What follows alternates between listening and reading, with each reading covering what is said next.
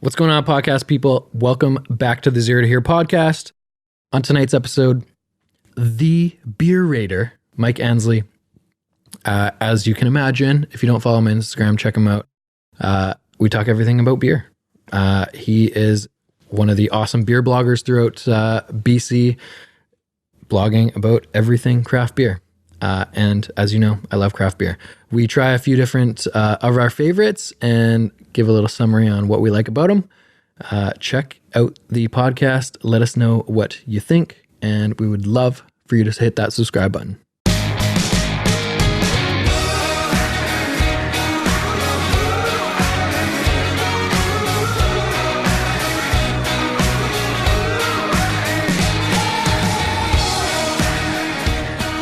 Mike, what's going on? Just happy to be here. It's vote day, Monday. Absolutely. Yeah. You voted today. I did vote before I did anything. Well, before I went to work. I learned something from Instagram today. I had a realtor friend who posted a photo of his ballot before he voted. That's not legal, though. Or I don't know. They frown upon it now. There's a little sign. Don't take a photo? Yeah. You can't take photos of ballot. Oh, I took a photo of mine. I'm like, oh, shit. Is my vote going to not count anymore? I don't know. Yeah. Pull his out. Anyway. I don't know if it's a legal thing. I won't say his name, but he voted, or he had a photo of his ballot on Instagram. I was looking through, I don't know where he lives, East Van or something like that. And there was a Communist Party person. Oh, really? I didn't know that existed in Canada. I did. Yeah, I saw. They were in Burnaby, the Burnaby riding, like 2 years ago. It was the first time I saw them. Huh. I wonder how many votes they get. Yeah, I know. That's probably just family members. Yeah, we're gonna turn it on later tonight. That'd be interesting though. Like you look in your, because you get to see the number of votes. It's like shit. There's like 500 communists around me. It's funny, right? Oh man, I want to look and see what their actual platform is. Is it like 100% Marxist communism, or is it like bits and pieces?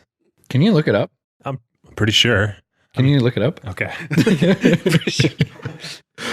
There's well, I might as well say it. It's my podcast. I can do whatever I want. There in Nanaimo, there's this lady running for maybe it's Cowichan Valley, somewhere on the island, is running for People's Party of Canada. Yeah. And the photo that she has on her billboard sign things is just comical. Like, put zero effort into it. Really? Like, her hair is just all kind of messy. She's wearing like a plaid shirt that's unbuttoned and she's not smiling. It was just super strange. And so we're like driving down the highway and I see this and I'm like, what person on her political campaign team picked that out of the crowd of all the photos that she probably took and is like, this is the one. This is what we're using. This will get you in.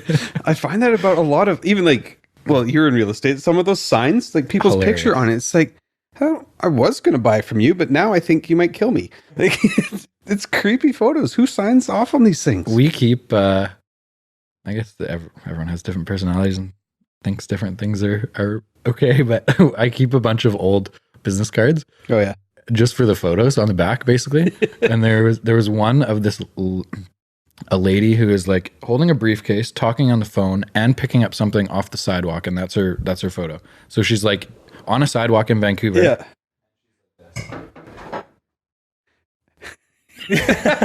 Action shot. So like you could Photoshop a surfboard in there and it would totally look appropriate.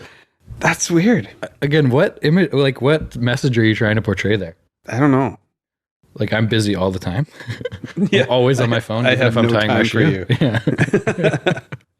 Have you guys seen Rocky Dong's video? Yes. Super funny, actually. He was the Burnaby PPC guy, right? party. Yeah, Burnaby. No, He was PPC too, right? Yes. Yeah. Can you explain it to Mike? I watched it after you told me to watch it. It's just like this corny YouTube video, like done in a park, and he plays off his name because his name's Rocky, so it's like a boxer. So I think I did hear about this. Yeah, yes. it's pretty So popular. the first line is like, "I'm Rocky Dong. I am not Rocky Balboa."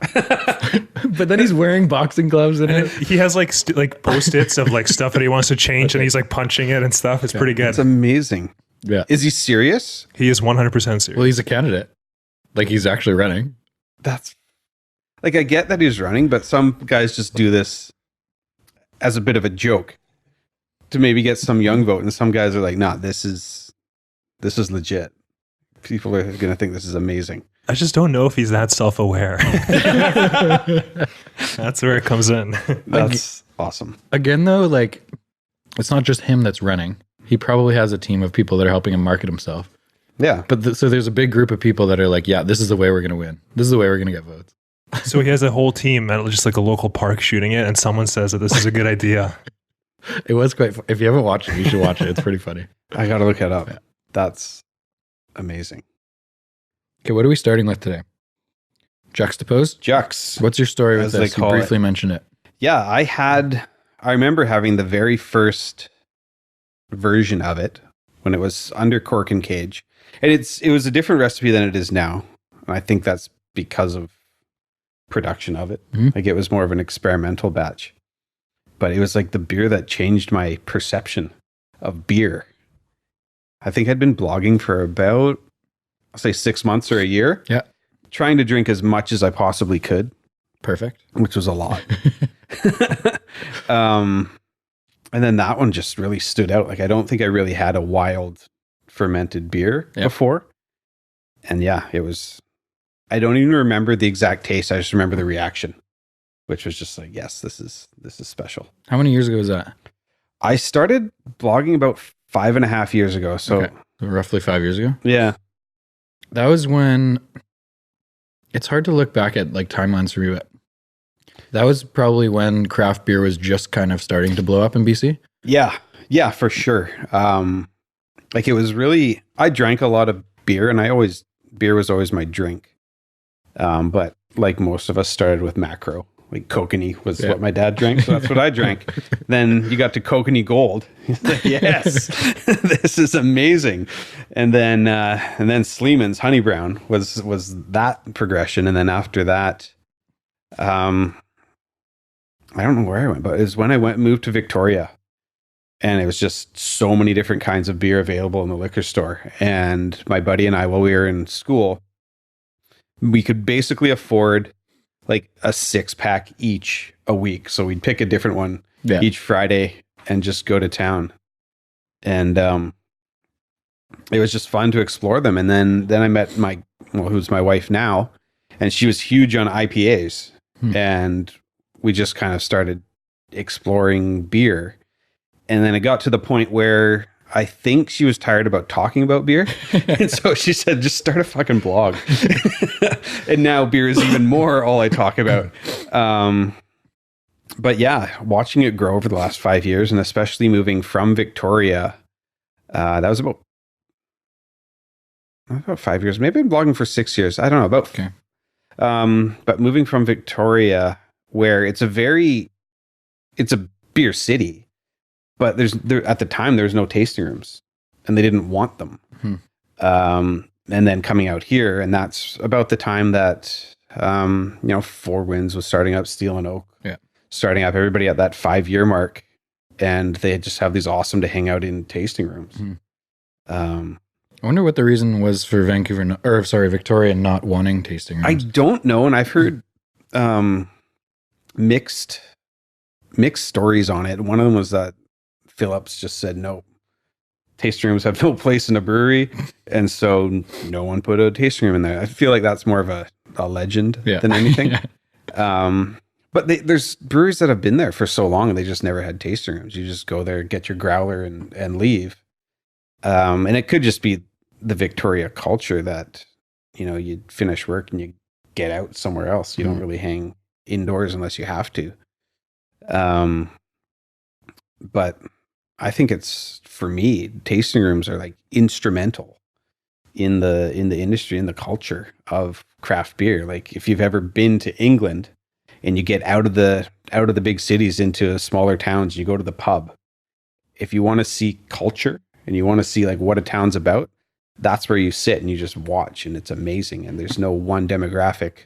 Well, there's always like the old white guys, but that's kind of their thing. But the tasting room is as close as we get to an English pub.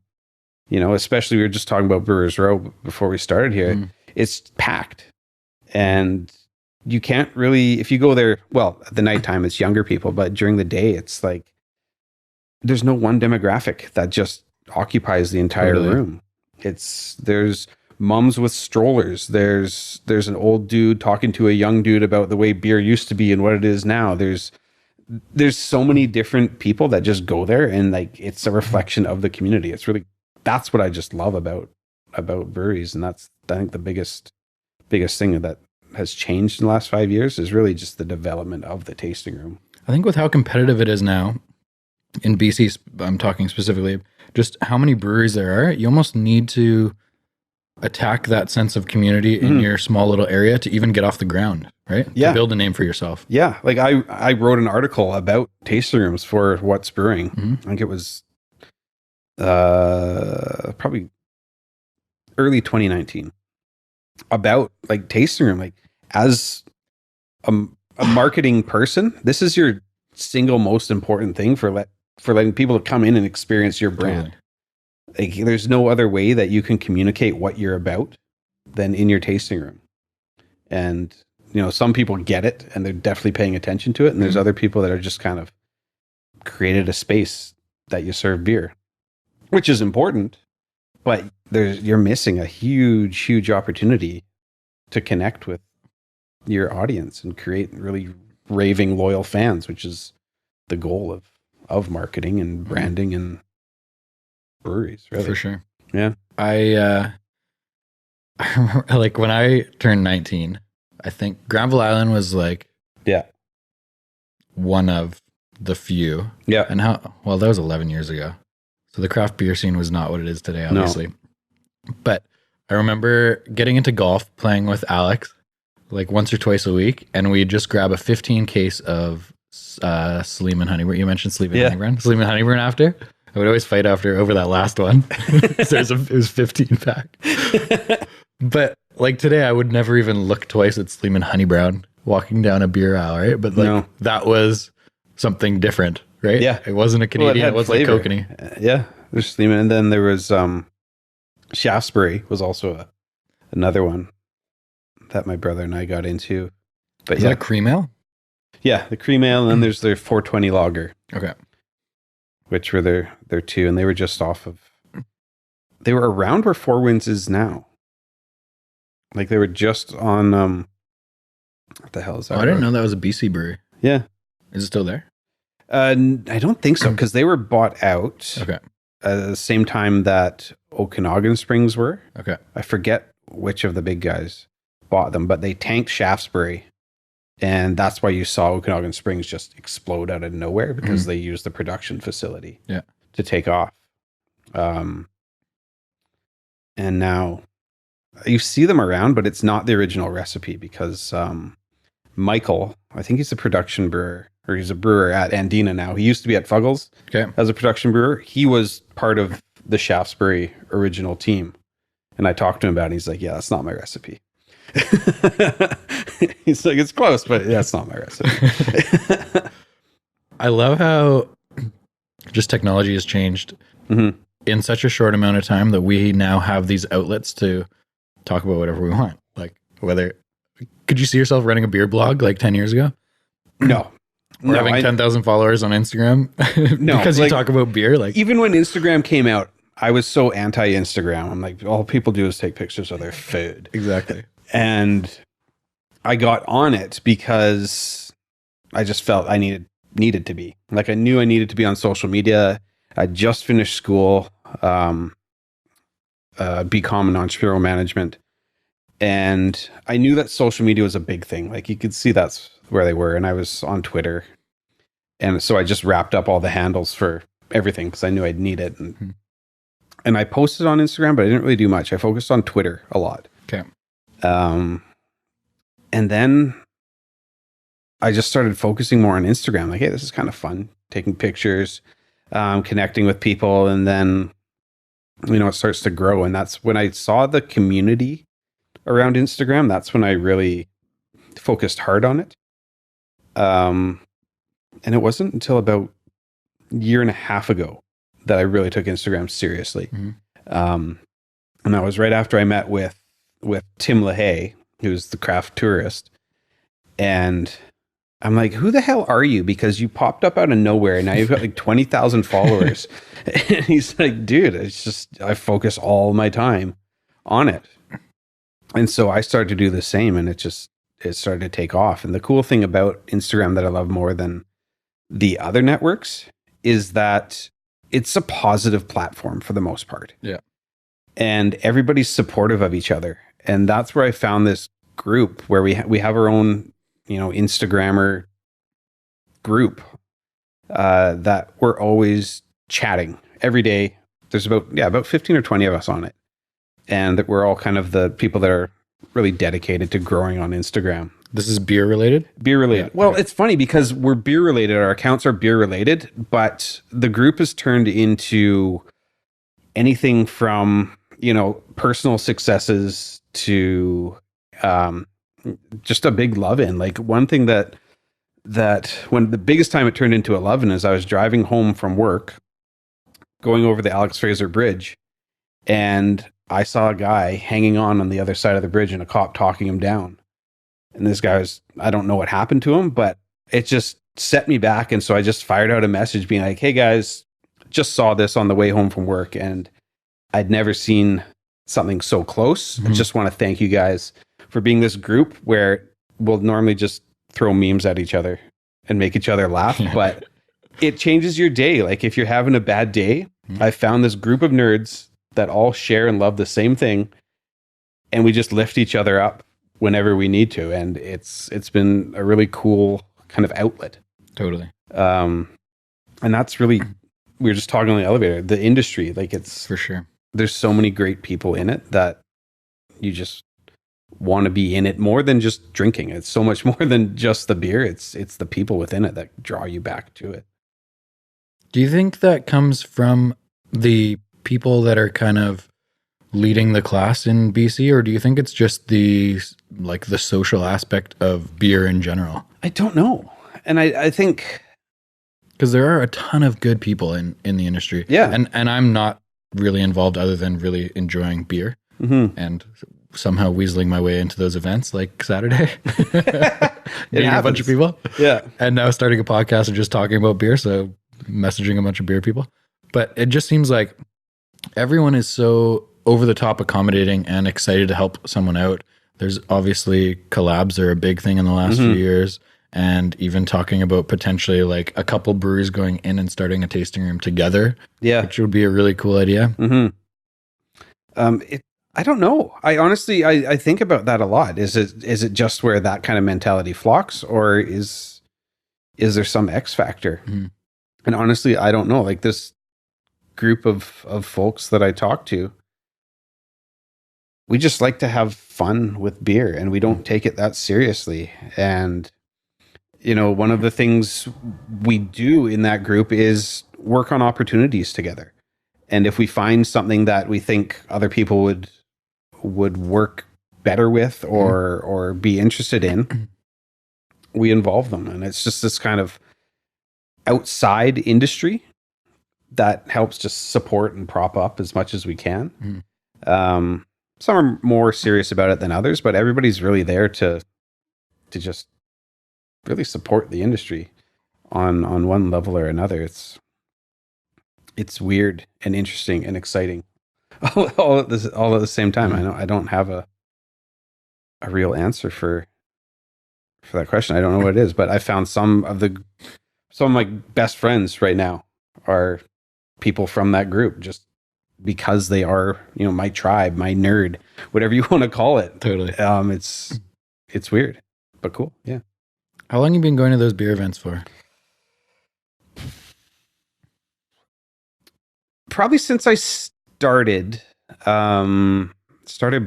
So the first one my wife actually bought me, which was the very first Victoria Beer Week. It was a beer and pizza tasting. I haven't been to that one, but I've heard that's a really good one. It's a really good one. And I think it's just the passion behind beer goes back so far in Victoria. And since it's a smaller community, it's not really diluted. Like it started with Spinnakers and it grew from there. And it's just a bunch of passionate people that have been going to that pub for forever. But yeah, that was the first one, and then I just started paying for festivals, and now people invite me to come to pretty much all of them. Which is weird because people are like, "Oh, that must be great," and it is great, but it's also it's a responsibility. Like I don't take the free lunch. Well, I do, but it's a responsibility. Like if someone's giving me something, it's a business transaction. Is the way I see it, and you need to support them because they're offering you something as well. So I do what I can to promote the event, and anytime I get the free tickets, I reach out and say, "Okay, what do you need from me? How can I help support you?" Interesting enough, like the BC Beer Awards was the first time in 3 years that they invited me in, because they just sell out in like a week. Like they're sold out so fast that they don't really need the help promoting it. Right. I would think they're looking to grow their space because I think the Croatian Cultural Center is somewhere around 2,500 people. Okay. And I was talking to them a while ago about it, and they're like, there's no real step up from that unless you want to hit like 5,000. Right. There's no intermediate space between those two in Vancouver. And so they'd have to double their capacity, which I think they could do, but that's a big jump in costs and everything. So what would the biggest one be right now? Is it hopscotch? I don't know. In size? Well, Vancouver Beer Week, I think, though, at that's the PME. The outdoor one, yeah. I think that's the biggest in size. Yeah, I don't know. I haven't been to hopscotch for a number of years either. Mm. Like it gets to the point where I need to slow down on Beer Fest. Like honestly, if you factor in my trip to New York, yeah, I've been doing like heavily beer something every weekend for the last 6. And so it's like, all right, you need to slow down, Mike. Give your liver a break. And that's mixed with R&D throughout the week, right? Yeah. Yeah, I'm really trying hard not to drink during the week. Yeah. No, it's fucking Monday. I'm drinking right now. Not trying that hard. But no, trying to cut down on weekday drinking. I made a rule that drinking on the podcast doesn't count. It's business. Exactly. Yeah. So that's why Carla and I do 3 podcasts a week now, because it doesn't just hammer it all week. Well, we're drinking and there's a rule, so yeah. But it's easy to get wrapped up into it and drink. Like when I first started blogging, I was having like 2 bombers a day. It's just like I look back and I'm like, that's stupid. That's a lot of drinking I did. I put on a lot of weight really quickly right before my wedding. I was trying to do the opposite of it. Fit in my tux still, so that's the important thing. But do you use those events now? Obviously, having the blog for 5 or 6 years, do you use those events as like networking opportunities? 100%. Yeah, for sure. Yeah, it's less about the drinking now because especially going to a couple fests in a row, you start to notice people are pouring the same stuff. Yeah, and I'm not faulting them. I get it. I would love to have something different every time, but you're a business and you also need to strategize about what the fest is, what time of year it is, and that kind of thing. But for me, it's largely networking now. Mm-hmm.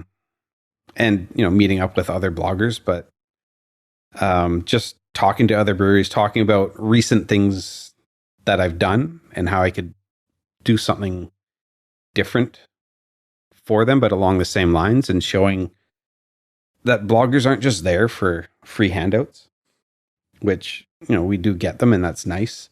And we try to promote a brewery as much, but you start to elevate yourself above getting free beer and you want to do more with it. Like recently we just did that collaboration with Parkside, which I think was a wild success.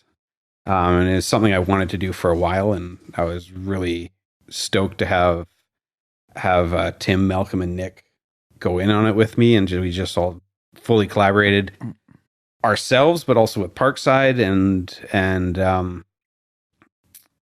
also Northwest Hop Farms came in with their hops and doing it for for a good cause, the Hospitality Foundation. It couldn't have been a bigger success. And I thought it was really cool because, to my knowledge, apart from one other, there was no other Canadian blogger brewery collaboration of this kind that was actually canned out there and got it out there. And from what I've talked to Parkside, they thought it was awesome. I was talking to Vern, their brewer, at the beer awards, and he's like, it was really cool for him. It's something he was a little skeptical about, I think. Sure. But there's things that bloggers can do and share that breweries can't. Marketing wise, even like we can drink a beer on social. Breweries can't do that. You can't have any alcohol to mouth pictures or video or anything. Really? Not allowed to do it. I did not know that. Yeah. Huh. So like we're able to do things that breweries aren't. Just because you can circumvent what's legal and what's not just by having us drink your beer. Interesting. So I did not know that at all. There's a number of things, and that's kind of, it's funny talking to different breweries because some breweries totally get the value of social media. Call us influencers, if you will. I prefer promoters. Yeah. But we can do a lot. And if a brewery were to put a post on their feed saying like, this beer's the best, go out and drink this beer, whatever you want to say, everyone's gonna be like, well, that's your brewery. Of course you're going to say that. Yeah. But if you build an audience based on real and honest opinions, and get trusted over, 5-6 years, if you say a beer's good or you like a beer, then people might believe you. And if they don't have to. Like, and that's the thing. Beer's subjective. Do you put a lot of thought into being super honest versus the opportunity that maybe a brewery will reach out to you for, kind of thing? Yes. So obviously there is an assumed bias when Steel and Oak or Strathcona or whoever posts their beer and says this is the best new beer of the summer. Yeah. Whereas a blogger who on the surface has no affiliation other than a beer person. Yeah, in the past I have just promoted a beer relatively blindly. Over the last 2 years, definitely 3 years, mostly. I've worked hard to just give an honest opinion about a beer, and there's breweries that'll send me beer, and if I don't feel like it's noteworthy or that the marketing of it is interesting or I can't do something funny with it on Instagram, I just won't post about it. And I thought that was a little douchey when I started doing it, where a brewery sends me 6 or 12 whatever beer, and then I don't post anything about it. Right. But I built my audience based on showing things that I feel important to the industry or interesting or noteworthy. And if I just give that up, because which beer is good, people that try it, and they're not afraid to call you out on it either. Yeah. So it's right now more than ever. It's really important to be honest and just put something out there, and like you'll build an audience. I think that's the biggest thing, is people are afraid of trying to be everybody's best friend and build an audience regardless of what it takes. And it's easier to say once you hit that 10,000 mark. Sure. For sure. But doing it with integrity and building your audience. Like, I used to try and get in with every brewery out there and get beer from them and try and promote them as much as I could. And now there's probably about 10 that I'm talking to consistently. And it's not that I choose them to work with because they give me product. But it's from getting to know them and building relationships over 5 years. I believe in what they're doing. And I feel they should be promoted in what they're doing. And that's where samples and what have you come from, is that before you ask for anything, you just talk to them and you get to know them and you build a relationship. And it's, that's just basic business to me, is relationship first, then then everything else comes. But from there now, especially after the collaboration, people are like, oh, okay, this is a guy that's not just posting pictures of beer. He actually wants to do other things, other ways that we can promote. Like that collab, it showed that a collaboration doesn't just have to be two breweries getting together while the brewer brews and everyone else drinks. Like, this can be something more. Yeah. And that's one thing I'm really trying to do, is like show that we're really valuable as social media, Instagrammers, whatever you want to call us, promoters, because we mainly work for free. We're really cheap. Right. Everyone's working to get paid at some point. And I've been lucky enough that this year I have gotten paid for a few things that I've done. But even then, it's work, and it's constantly wanting to hustle to create the next thing, whatever that is. It's a crazy world where creativity doesn't really hold you back from doing anything. There's so many questions I need to ask right now. I wanted to ask you, first of all, there's a few questions, but yeah, I'm someone who believes, well, through trial and error over the last maybe 5 or 6 years of my career, honesty always wins in every situation, even Absolutely. if the short-term outcome is not easy to get through. Mm-hmm. When you give breweries honest feedback, let's say they send you 6 different beers, post about one of them, mm-hmm. the other 5 don't get any screen time. Yeah. What is their reaction when, or if your feedback is, this is a pretty mediocre one, I can't really talk about this, honestly.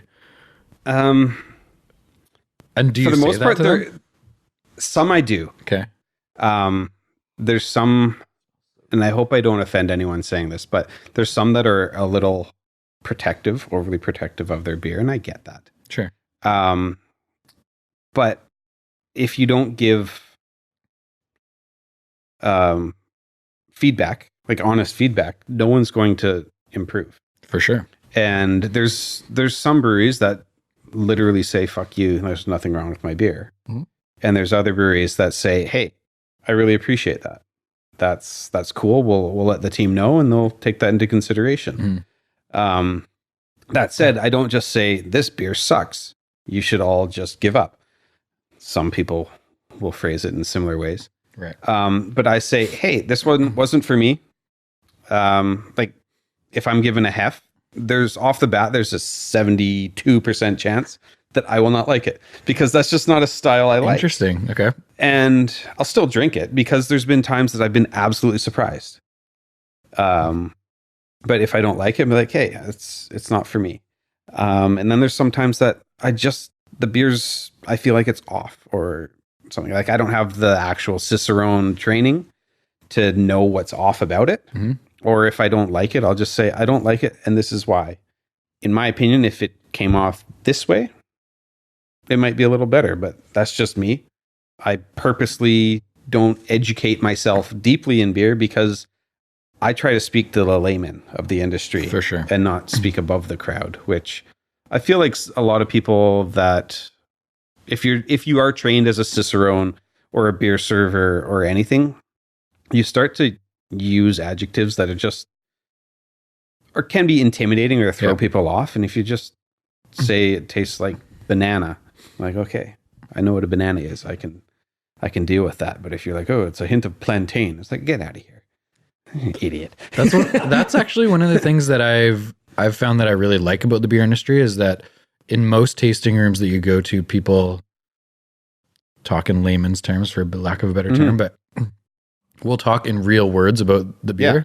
Whereas things like wine and sommeliers and stuff like that, often there's this arrogant, pretentious type of, and if you don't know a ton about wine, they almost like scowl at you kind of thing. Whereas beer, I don't find that. Beer, if someone walks in, like I've seen older people walk into tasting rooms and be like, I usually like lagers. Can you just, like, I drink Budweiser. Can you just give me something? Yeah. They'll be like, oh, we'll try this one. It has, it's a little bit more flavorful, a little bit more malty, whatever. Yeah.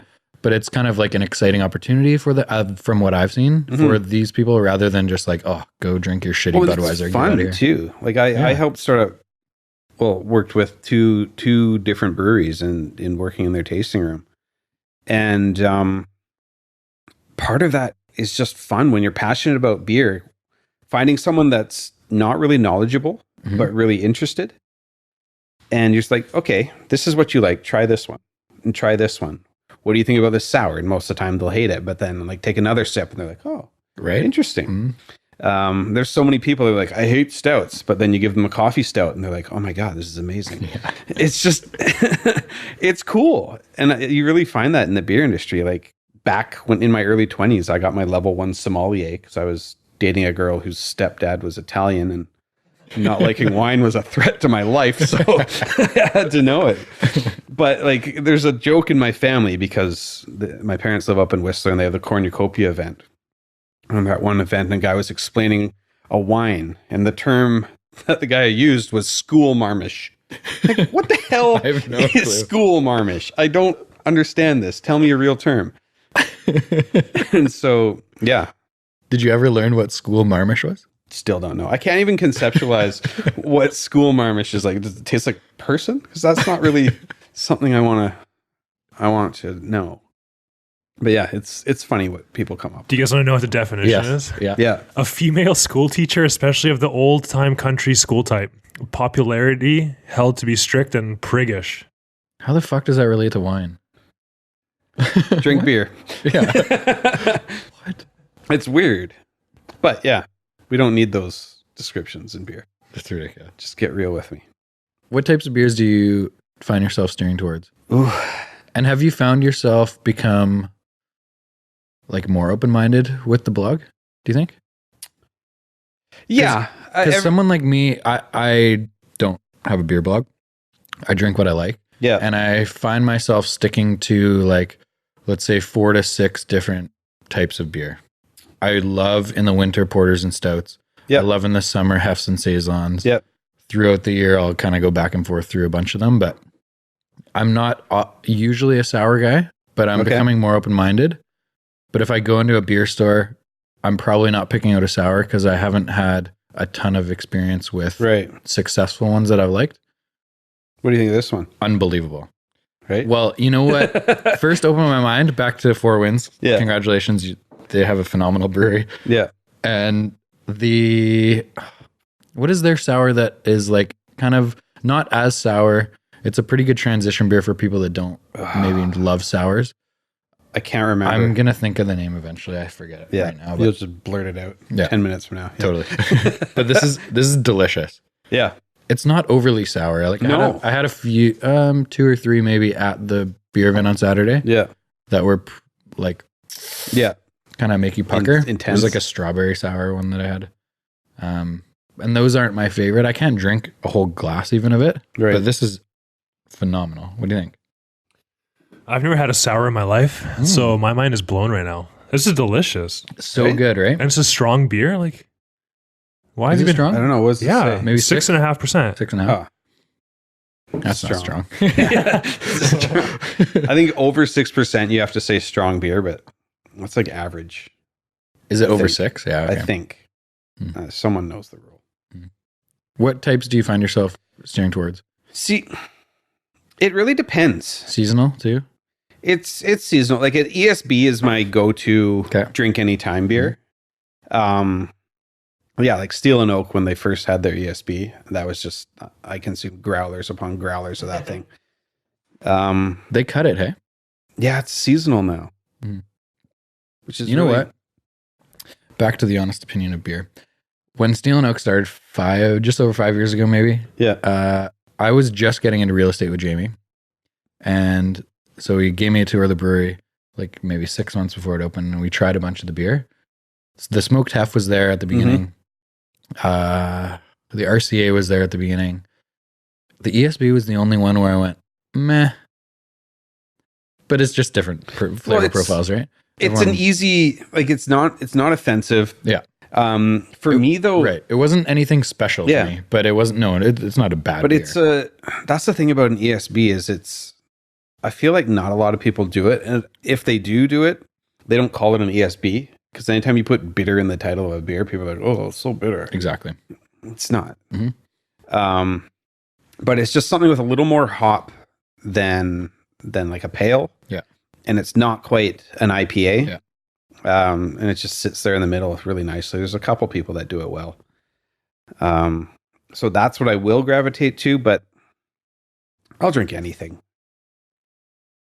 Like I can't really, like I love sours. First time I had a sour, I was wondering what the fuck is in my mouth. Like Carl just experienced. Yeah. Yeah. See, this one's amazing. Like the first sour I ever had was the Flanders Red by Driftwood, I think. And this was when I was just buying random bombers. Didn't know what it was. Just wanted to try as many things. And I took a swig of it. I'm like, I don't know what's going on right now. Yeah. For people that are listening, we haven't mentioned this beer. So this is Fieldhouse Whiskey Sour. Is that what it's called? The Whiskey Sour Ale. And they did something special with the BC Beer Awards. Yeah. Which made you, I didn't get to try it. You told me about it. And I ran over there and they said it was Nitro. It was done. I think I had 3.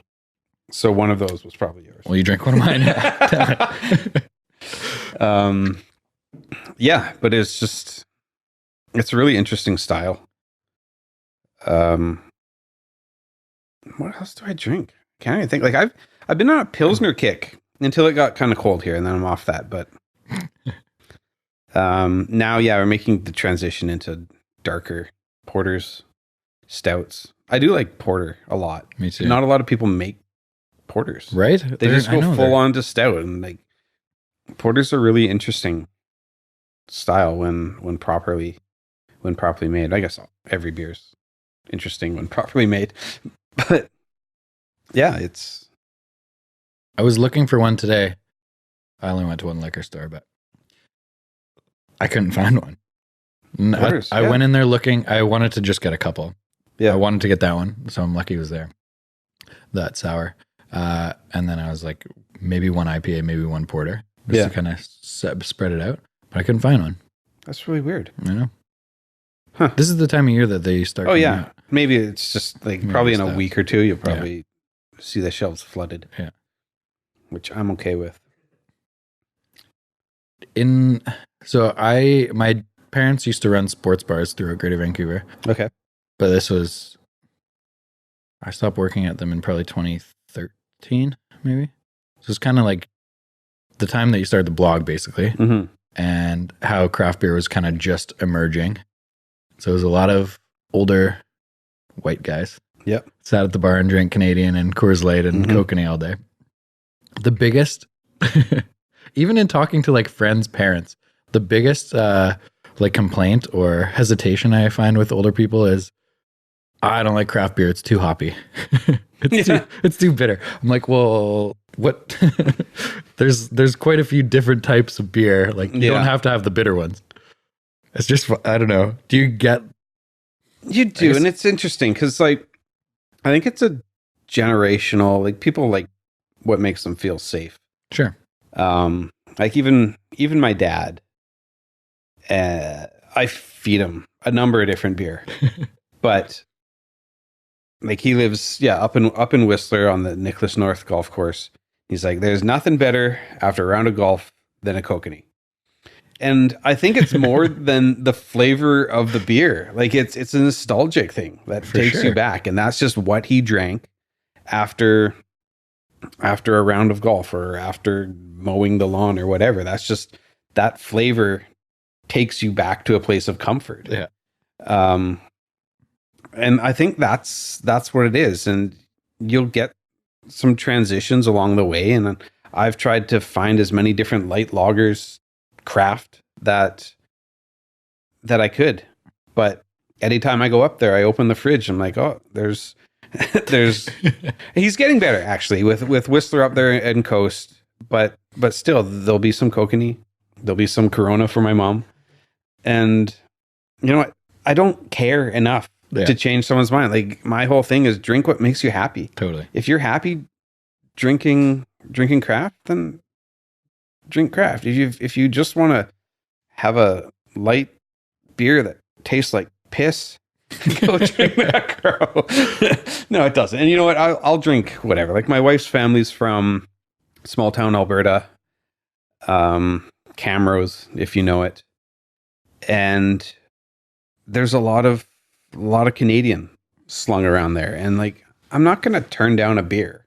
Like it's whatever makes you happy is what you drink. If you want to just pound down a whole bunch of beer, go for some macro, and that's fine. I try and bring examples of other beer out as much as I can, but it really doesn't matter enough to actually insult someone on their preference of beer. Like there's really much bigger things to worry about than what someone drinks.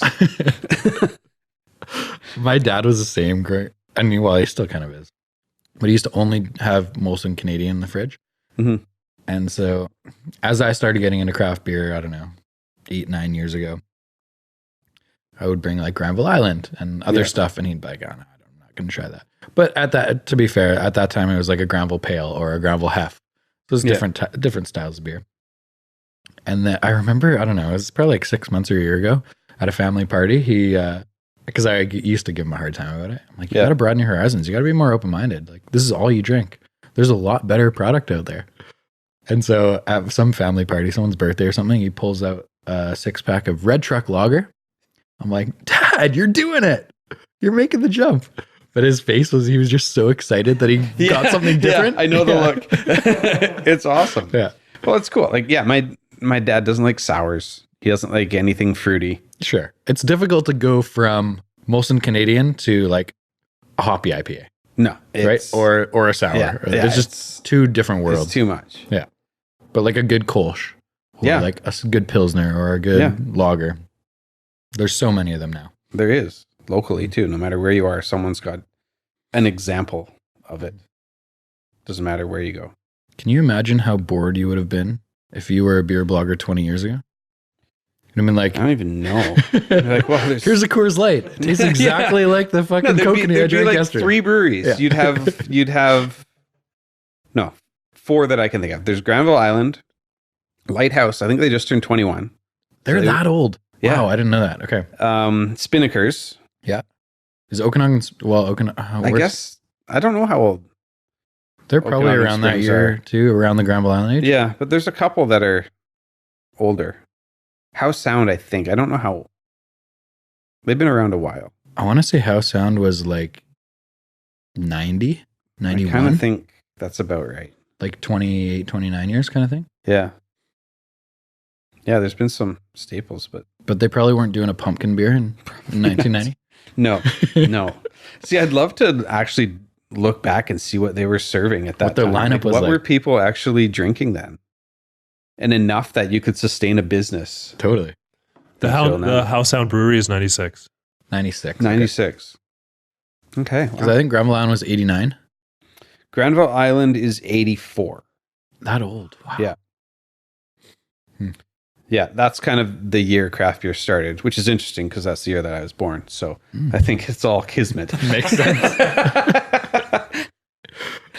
Yeah, because I think it was 81, 82 that the Troller Pub opened up in Horseshoe Bay. And that's when John Mitchell, who just passed this last year, he fought the legislation and the government and everything to be able to open up small production brew pub. And then from there, Spinnakers was the first brew pub in Canada, I think. And then it all just took off from there. But 84 was Spinnakers. Oh, Vancouver Island is 84 as well. They would have been around then as well. I didn't know that they were that old too. Yeah. Do you want to try that other one? Yeah. Might as well. Might as well. I'm a huge fan of Strange Fellows, yeah.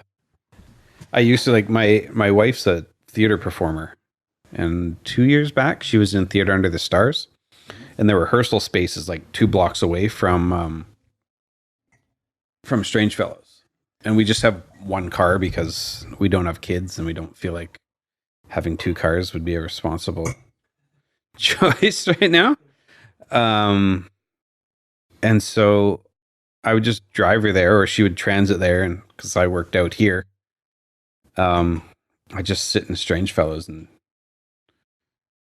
casually drink for 2 hours so I could still drive home.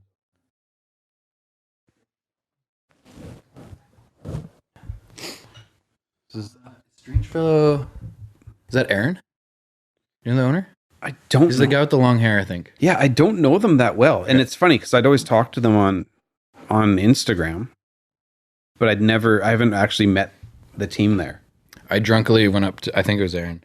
I drunkily went up to him on Saturday evening and told him I was going to email him to come on the podcast. He's like, yeah, man, no problem. Yeah, it's funny how people are so supportive in that way. For sure. Which makes sense. Because it's like, it's free publicity. Right? Yeah. It's crazy how there's actually a number of breweries that just don't care and don't want any part in it. Which is fine, because you'll come around later when other breweries that are supportive of social media, or Instagrammers, bloggers, podcasters, that all we want to do is share your story. Exactly. Exactly. Like, we're super nerds about the story behind the scene, and we just want to share it and share our passion with other people and hope to convert them. I figured out I learned the most by talking to people and hearing how they've accomplished things. Yeah. And so literally that is why I started the podcast. 1, to force me to talk to more people. Yep. And 2, to just share stories. Yeah. Whether it's a beer blogger or a real estate company or whatever it is. Yeah. Because I find a lot of those characteristics or little things you pick up along the way are so versatile across the board of whatever you're doing, right? Yeah, for sure. Even personal life, like stuff you learn in business is valuable in personal life relationships too. Absolutely. Right? Yeah, no, it's interesting. Like, I was just in New York last week it was my wife's 15-year reunion for musical theater. She went to school out in New York. And just talking to a couple of the people, some of them have done quite well in theater. I think 2 of them made it to Broadway. And another one, she was Japanese, and I totally forget her name right now, and I'm horrible with names, so that's my defense.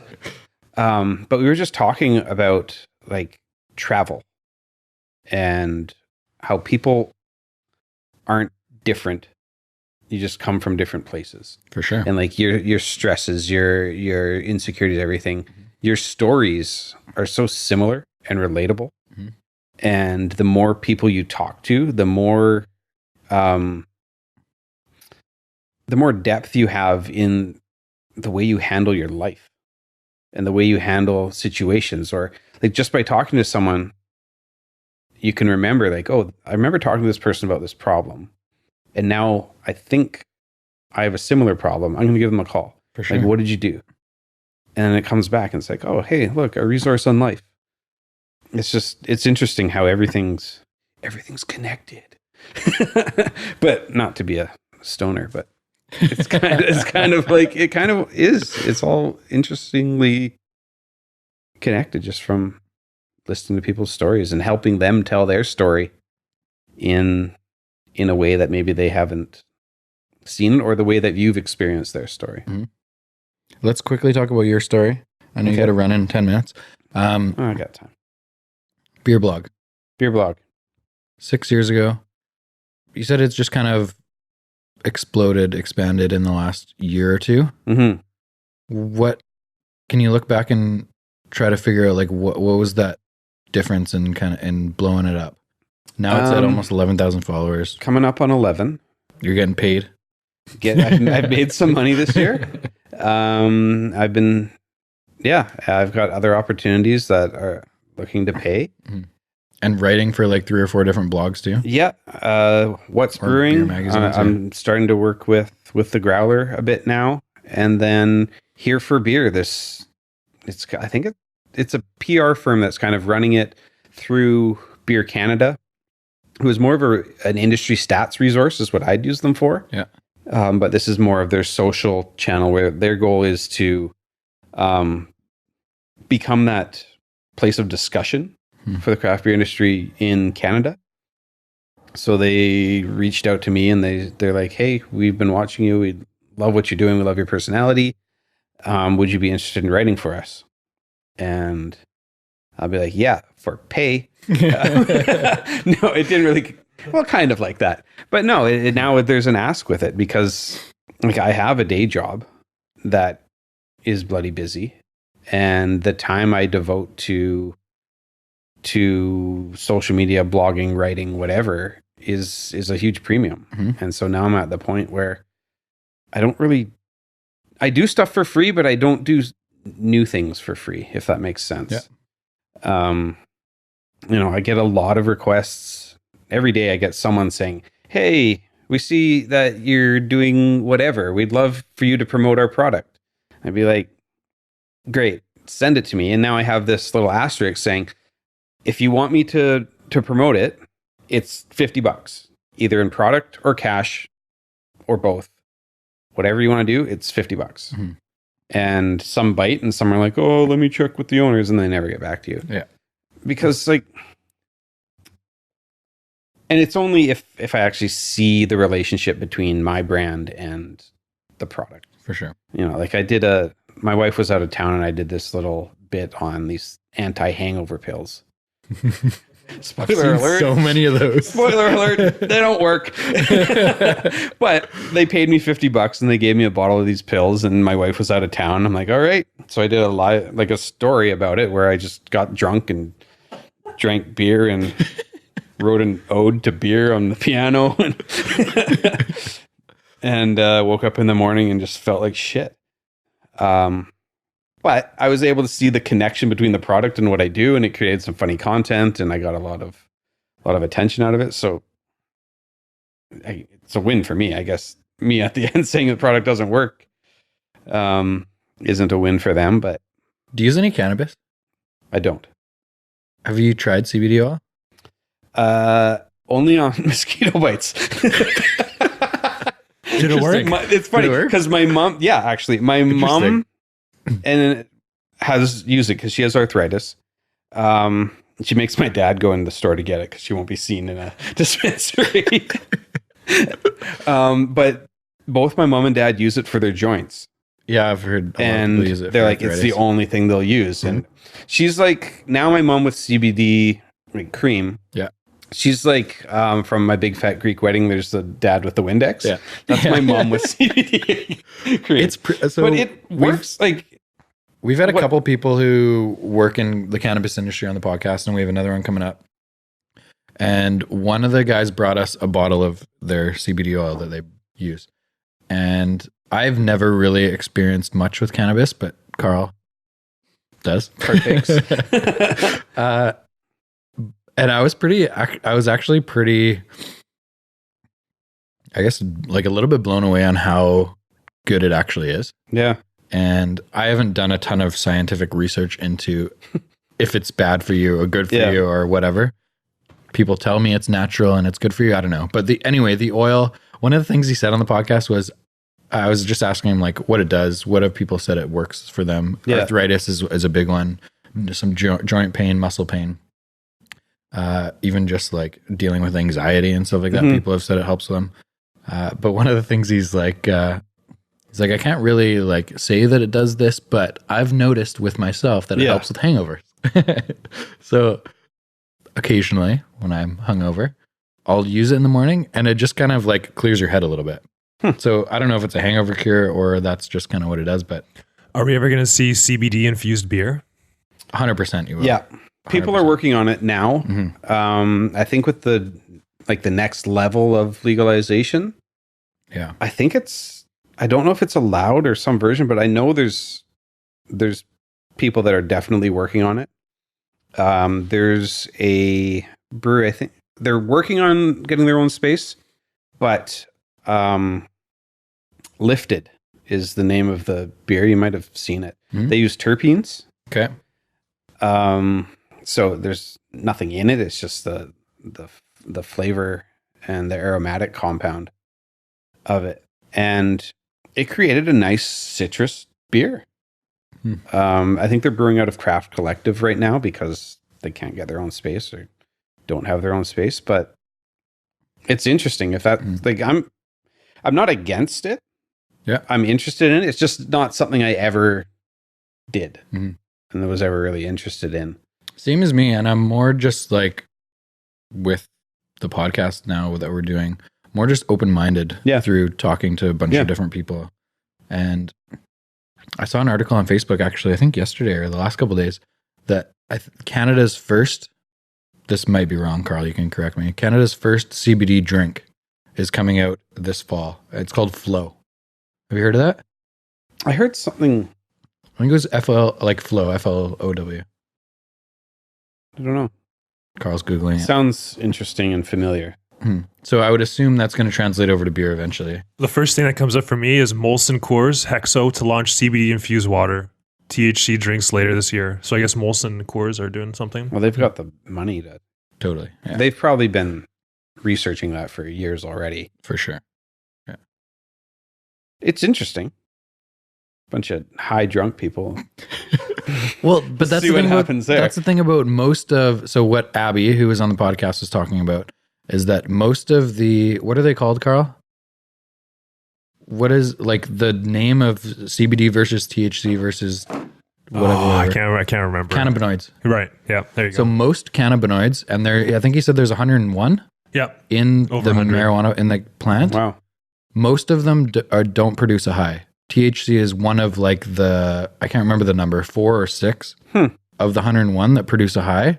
But now, because people have experienced so much with CBD, they're experiencing with the other ones and finding a ton of health benefits with them that don't produce highs like CBD does not. Interesting. That's really neat. Yeah. I know. I'm just curious. I don't know anything really about it because it's just not something I ever played with. I just drank. Like in high school, I drank. I know, me too. But no, it's interesting. We'll see what happens. I know there's people, like I know there's a number of brewers that experiment with the herb. Totally. So they're going to start throwing it in the beer. Why not? Because like hops are in the same family as cannabis. So I thought you might have known that. Carl? Yeah, they're from this same family, I guess.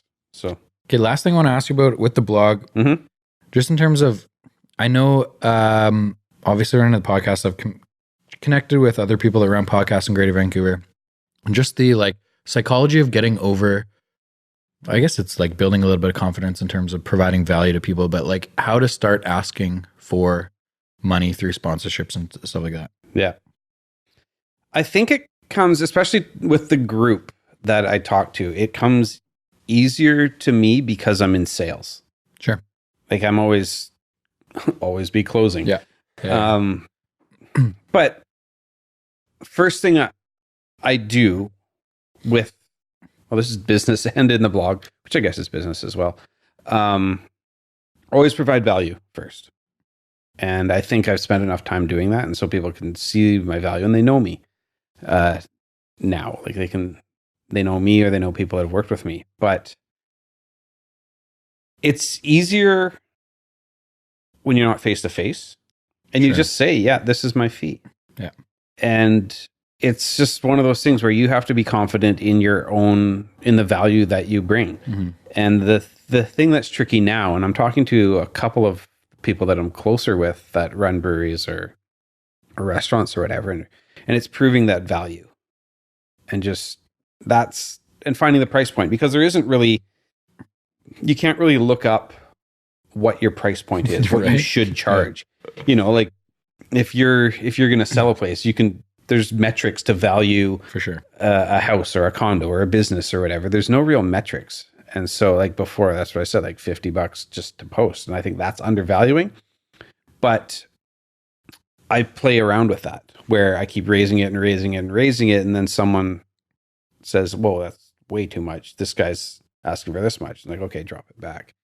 But it's really just asking it and being like, know that you provide a value. It doesn't matter if you have 500 followers or you have 10,000 followers, there's value that you provide. And most people will look at what they're doing as a hobby. And I know they do because I talk to a lot of them doing similar to what I'm doing, but like, oh, it's just a hobby. And you can look at social media as that. And you can look at social media as just a place to share stuff and get to know people. I look at it as a business. Like, I don't have a personal Instagram account. I have the Beerrater, and that's as close as I get to my personal account. But it's a persona. It's not fully me. It's a persona that I've put on and a brand I've created, and there's value in what I provide. And it's just looking at what you do as a business. I think is the biggest thing. Is a business. If you're in this to make money, which I am trying to do, you just say, you know what, I built for 5 years, I built an audience based on A, B, and C. And I think this is what I'm worth. And you get a lot of people that say no. And some people might not be willing to work with you again, but if they're not willing to work with you, they probably never will be willing to work with you. Sure. And it's just one of those, it's a sales gig. The way I see it is you find the people that are willing to work with you. And then when you get your opportunity, you over deliver and you show the value that they can get.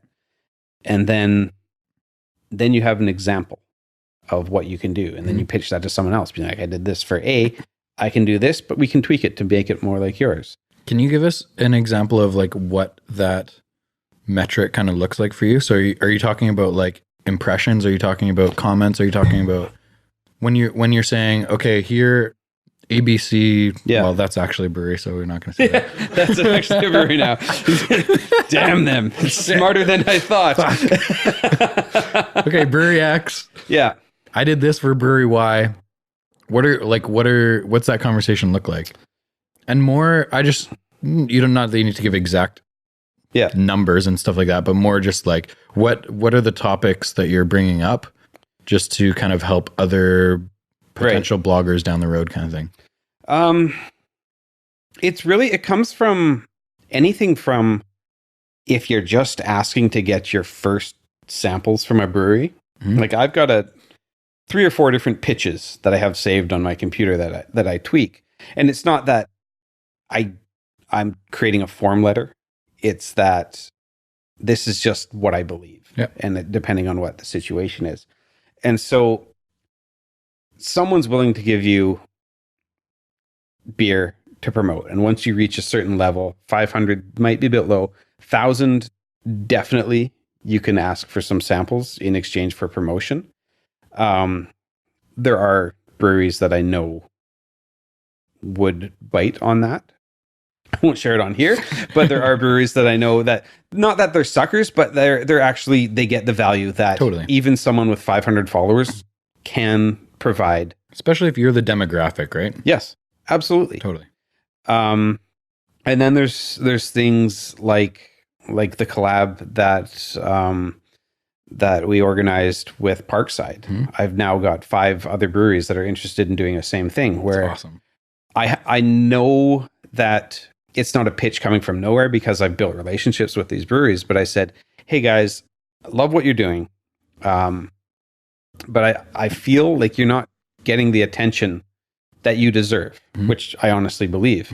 I'm like, I don't know if you saw, but we just did this crazy collab with Parkside and it just took off. And especially the launch party, we had basically every blogger or Instagrammer that could be there in their space, posting about it, blogging about it, whatever it is.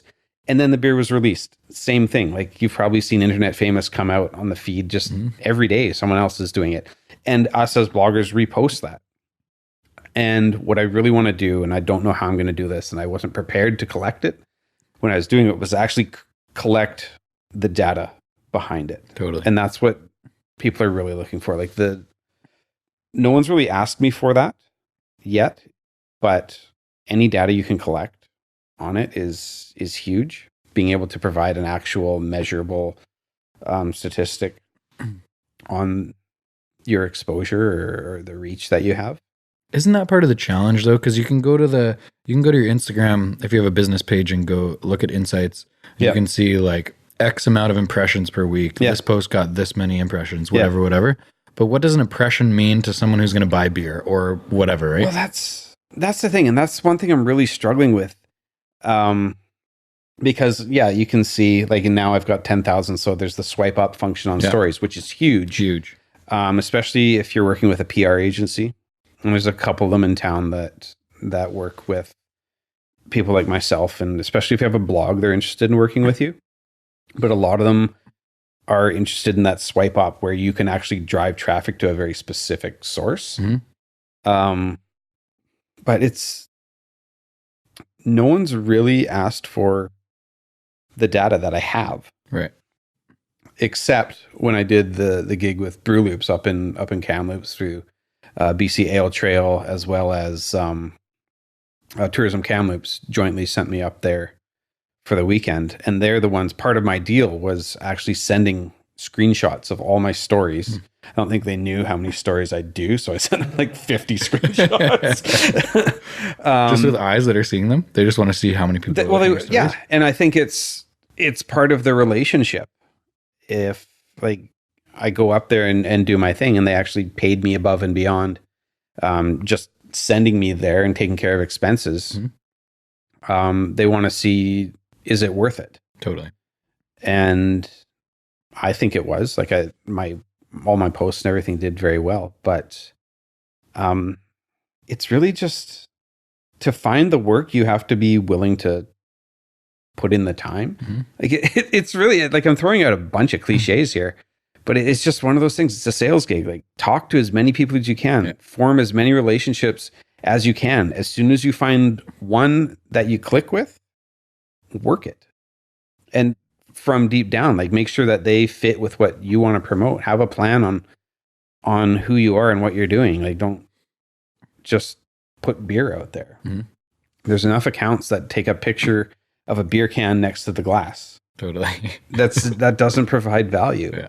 What really turned it on for me, actually, now that I'm thinking about it, is when I turned the camera around to take pictures of me instead of taking pictures of beer.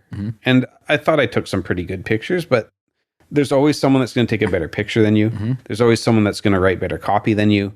Or have a better hand tattoo like Jake. Yeah. Like there's brand recognition right there. And that was my big thing, is when I saw that happening, I'm like, shit, I need to do something that's defensible. And the only thing that can defend you above anyone else is yourself. Totally. And so ever since I did that, like, as soon as I turn that camera around and there's a picture of me doing something stupid or hilarious, depending on what side of the coin you're at. If you're in my wife's camp, it's stupid. If you're in mine, it's hilarious. My engagement doubled with one post without me having to try at all. And so I'm like, oh shit, I guess this is what I do now.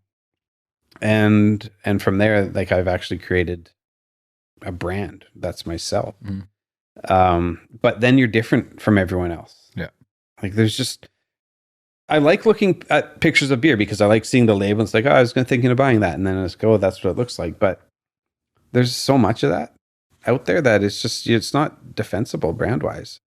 Someone can easily do the same thing and do it better than you, and you're gone. So I can't remember the name of the account right now, but I follow someone who he's got like a dark / turning white beard, and he just posts like a 60-second video every couple days of him opening a beer. It's just a video on him opening a beer, pouring it in the glass, and drinking it and talking about it. So like the video aspect and to have an actual conversation with the camera, could be a pretty cool idea too. Yeah, like it's as easy as that. But the biggest thing is figure out who you want to be, what your brand is.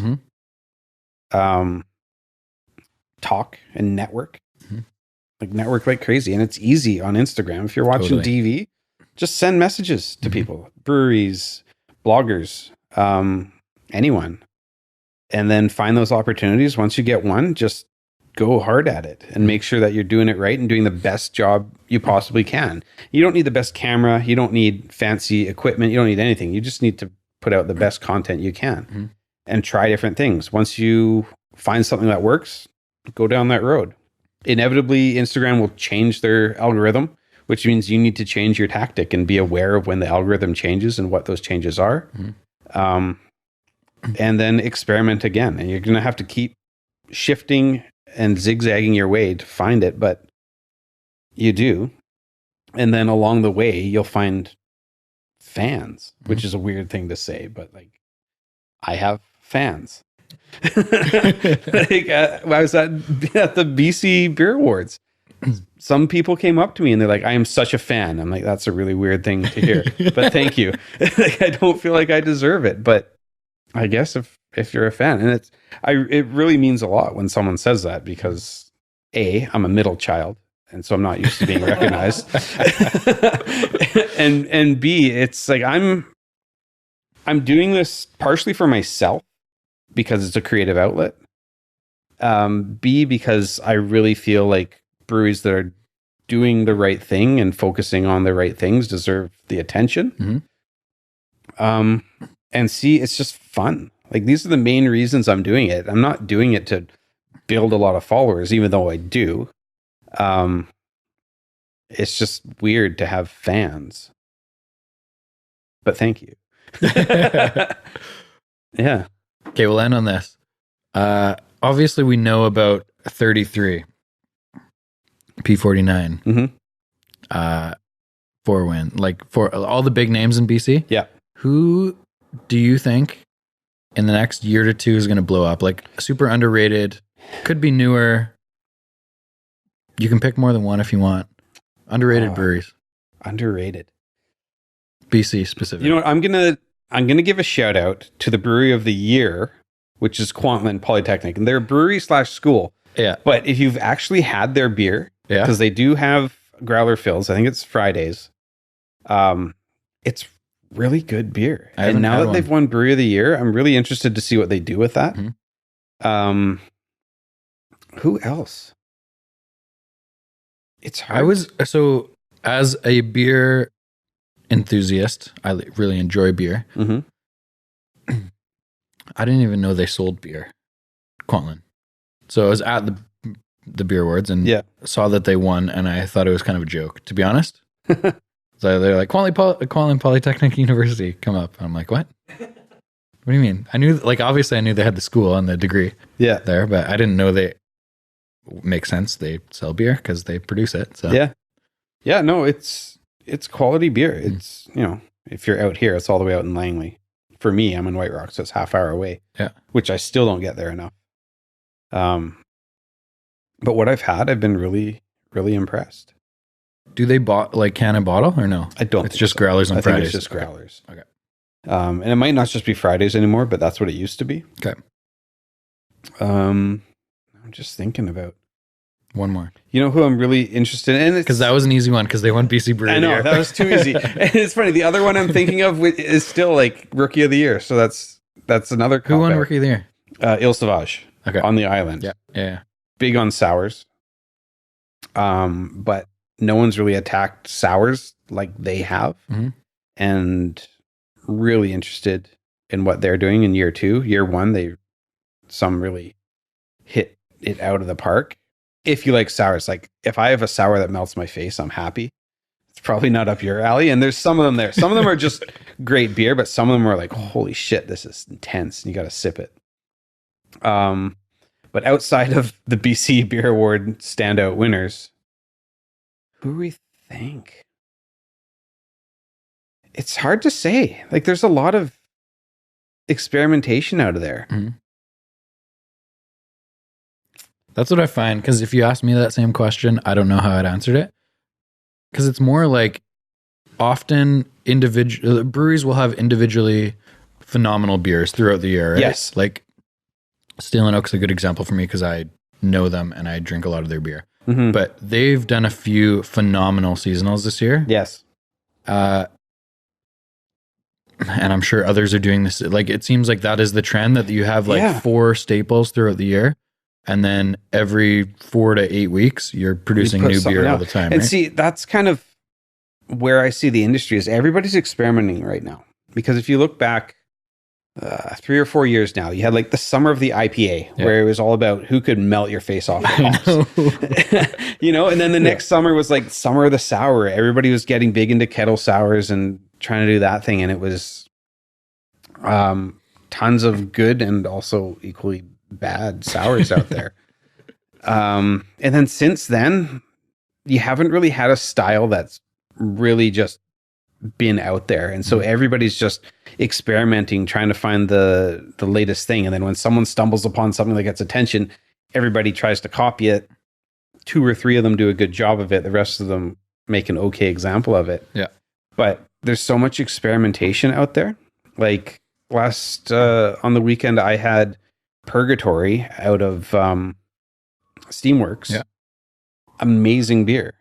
I haven't had it. It's bottled. It's one of their more spendy bottles, but totally worth it. Bakery that's out of Port Moody right now. They're doing some really awesome, interesting things, which leans more towards the nerdy side, but that's my jam. Almost seems like that's where it's going, though, right? Yeah. How do you stand out? You can't stand out by producing a hazy IPA anymore because everyone has 7 of them. And they're all recently good, or decently good. Yeah. What I think now is really interesting is just where the industry's getting. Now we're past that 5-year mark. Yeah. We're getting into the point where you can specialize and you can be super niche and survive. Like the Portland scene, right? Yeah. And that's where you're getting. Like Portland's obviously way past there, where if you want imperial barrel aged stouts, there's one brewery that's all that they do. I don't think we're quite there, but if you look at, say, my buddy Tristan, who's running Temporal Ales out of Ile Sauvage, he's doing really awesome mixed fermentation stuff. And I don't know if that would work on itself, but since he's working with, did I say Ile Sauvage? I meant Lupolo. Oh, okay. Yeah. Working out of Lupolo.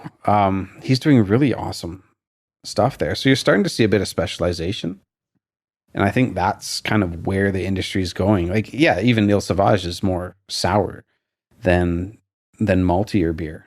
And you're going to start seeing people just know they're good at one thing and work within that realm, instead of, 5 years ago where, if you're a home brewer with a bit of money, you'd try and open a brewery and you'd have 2 good styles and you've probably been brewing them for 10 or 20 years and everyone loves them. Yeah. And those are in the lineup. But then the other ones you're just kind of working with and experiment with and tweaking with. But now I think you're like, if you can make 1 or 2 really good beer and you focus on that, you might actually be able to make a go of it. I don't know. This is just my speculation of where we're at in the industry. Because it's in sales. Like, if you make the beer that people want to drink, people are going to drink it. For sure. Okay, let's get out of here. I know you got to run. Do I? We'll have to do this again in the new year. Yeah. Check him out on Instagram at the Beerrater. The Beerrater. Or thebeerrater.com. Or the Beerrater.com. Cheers. Awesome.